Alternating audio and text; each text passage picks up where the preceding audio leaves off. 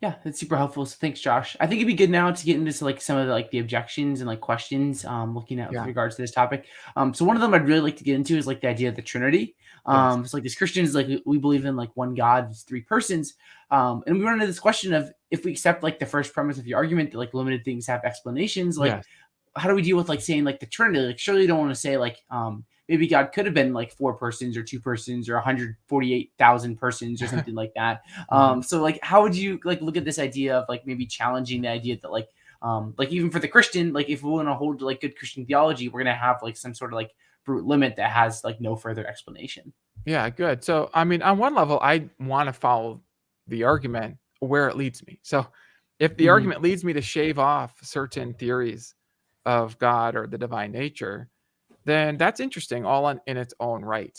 And I want to underscore this because an argument doesn't fail just if it happens to be incompatible with certain other things that people believe. In fact, maybe the argument can help us see that maybe some of these other things that we might believe aren't true. Okay, so Hmm. that's the first thing I want to say.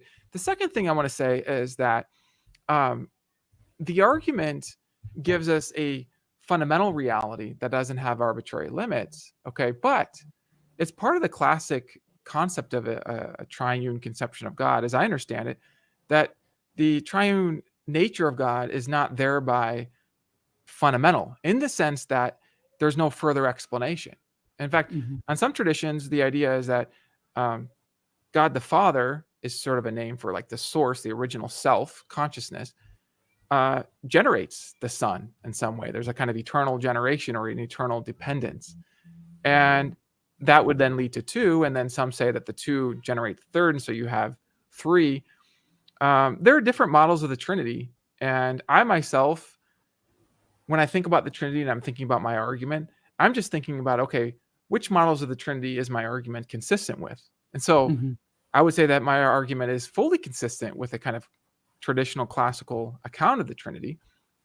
It doesn't remove that, but it would remove other accounts of the Trinity. I mean, I remember kind of wondering about sort of the triune nature of God and thinking about like these three persons being fundamental bits of reality. And then out of those three fundamental bits of reality, maybe you derive the rest of God's nature. I remember thinking about this in graduate school. And I have to tell you that my argument convinces me that that model, that the fundamental nature of reality has these three fundamental bits, is probably not the best model, because then it would make me wonder why three and not four. That would seem to call for further explanation.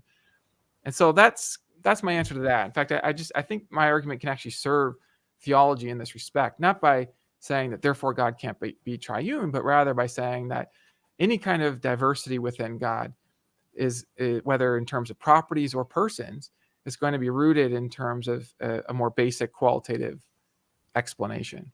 I think what you're saying, Josh, because it's similar to like what I thought about this topic. So like Yes. thinking about like if like God is unlimited and like the foundation is unlimited, like what does that mean for the three persons? And it Hmm. seems like you emphasized, Josh, a lot of like traditional like Christian views of the Trinity allow for some sort of explanation for like why God is That's triune it. rather than Yes. like four or five persons or things like that. So then there's not really this problem here because we're just talking about like the foundational not saying the Trinity isn't foundational, but just like the foundational layer of reality still can be without limits. And then we have this explanation for how we understand there's like three divine persons. Yes. So Yeah, and if I could add something here, you don't have to see an explanation to have reason to think that there would be an explanation. I mean, somebody watching this might think that they have reason, maybe from revelation, to believe that God manifests in three persons, but maybe doesn't see how that could be explained further. But it won't follow that there couldn't be a further explanation. So that's one thing. And then the second thing is that sort of in that spirit of inclusivity. I mean, if it looks by your own light that um, not only you don't see how there could be an explanation, but that you do see that there couldn't be an explanation, well, then, I mean, the argument from arbitrary limits would, by your own lights, give you reason to think that God's relationship to personas won't be a matter of sort of a necessary grounding relationship. It would, and then in that case, be more like a contingent manifestation relationship. And so, yeah, I mean, my argument just leaves all that open. I mean, I'm mhm. I'm not trying to defend one view of the Trinity or another. I'm just trying to point out that the argument leaves open a range of options. I think that's so helpful just to see Mhm. that. Yeah. It does carve off some options that the fundamental characterization of the Trinity can't be fundamental, and that's good. That's a beautiful result, I think. I think that serves us. Mhm. Yeah, I like how we can say like the Trinity is still necessary, in some sense, like, and still hold on like to an argument from arbitrary limits. So we don't really have to like get rid of either of those commitments that which like especially is important like if you want to hold like Christian theology or something. So yeah, that's great, Josh. Thank you.